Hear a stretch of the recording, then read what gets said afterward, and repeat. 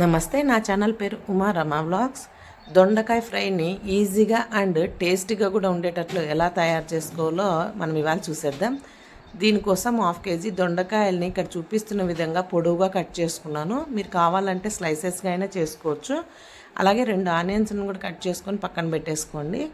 ఇప్పుడు స్టవ్ మీద ప్యాన్ పెట్టి ఇందులోకి 1.5 స్పూన్ ఆయిల్ యాడ్ చేసి 1 మినిట్ తర్వాత ఇందులోకి 1 స్పూన్ ఆవాలు, అలాగే 1 స్పూన్ జీలకర్ర, కొంచెం కరివేపాకు, ఒక 2 ఎండుమిరపకాయలు, అలాగే మనం ముందుగా కట్ చేసి పెట్టుకున్న 2 ఆనియన్స్ని కూడా ఇందులోకి యాడ్ చేసి ఇది ఒక 2 మినిట్స్ అలా మగ్గనివ్వాలి. ఇలా బాగా మగ్గిన తర్వాత మనం ముందుగా కట్ చేసి పెట్టుకున్న దొండకాయ ముక్కలను కూడా ఇందులోకి యాడ్ చేసుకోవాలి. ఇది దొండకాయలు అనేది మగ్గటానికి కొంచెం టైం పడుతుందండి. అందుకే స్లో టు మీడియం ఫ్లేమ్లోనే పెట్టుకొని ఫ్రై చేసుకుంటే మనకి బాగా మగ్గిపోతుంది ఈ కూర అనేది. ఇలా 2 మినిట్స్ ఫ్రై అయిన తర్వాత ఇందులోకి మనకు టేస్ట్కి సరిపడా సాల్ట్ని యాడ్ చేసుకోవాలి. అలాగే 1 స్పూను పసుపును కూడా యాడ్ చేసుకోవాలి. ఇక్కడ ఆ క్లిప్ మిస్ అయిందండి సాల్ట్ది.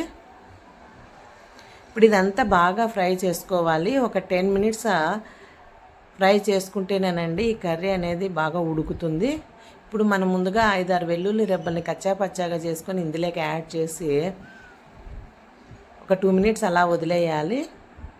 ఇప్పుడు ఇందులోకి టేస్ట్కి సరిపడా కారాన్ని కూడా యాడ్ చేసుకోవాలి. ఇక్కడ నేను 1 స్పూన్ కారం పొడిని, అలాగే 1 స్పూను ధనియాల పొడిని కూడా యాడ్ చేసి ఇదంతా బాగా మిక్స్ చేసి ఒక 2 మినిట్స్ అలా మళ్ళీ ఫ్రై అవ్వాలి. ఇది పప్పుచారులోకి కానీ, రసమన్నము, సాంబార్ అన్నంలోకి సైడ్ డిష్గా చాలా బాగుంటుందండి. ఒకసారి ఇలా మీరు ట్రై చేసి చూడండి. ఇప్పుడు ఇవన్నీ బాగా మగ్గిపోయిందండి కర్రీ. ఇందులోకి నేను ఇక్కడ ఎండు కొబ్బరి పొడిని యాడ్ చేస్తున్నాను 1 స్పూను. మీరు కావాలంటే పుట్నాల పొడి లేదా పల్లీల పొడినైనా యాడ్ చేసుకోండి. ఏదైనా టేస్ట్ చాలా బాగుంటుంది. అంతేనండి, దొండకాయ ఫ్రై రెడీ అయిపోయింది. ఇలాంటి మరిన్ని రెసిపీస్ కోసం మన ఛానల్లో కమెంట్ చేయండి, అలాగే లైక్ చేయండి, షేర్ చేయండి, సబ్స్క్రైబ్ చేయండి. Thank you for watching.